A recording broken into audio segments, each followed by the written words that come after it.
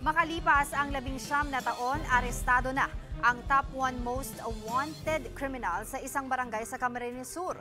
Ang suspect ng gahasa raw at nakabuntis ngunit hindi ito pinanagutan. Magbabalita si Ian Suyu.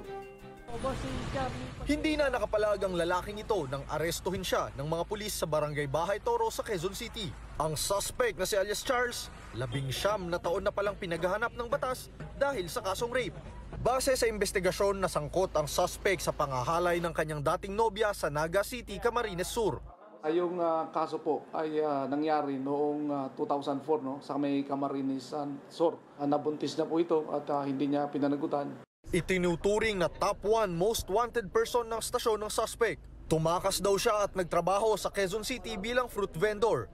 Sa barangay Bahay Toro na rin daw siya nagkaroon ng sariling pamilya. Depensa naman ng suspect, hindi niya raw alam na may kaso laban sa kanya. Pero yung binibinta po nila sa akin na na-rip ko kapatid nila, hindi po totoo yun, sir. Biglaan nga po ako eh. Ganito po nangyari. Ako po naghanap buhay lang ako para sa anak ko.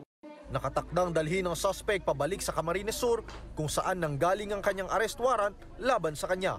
Para sa 1PH, Ian Suyu, News 5.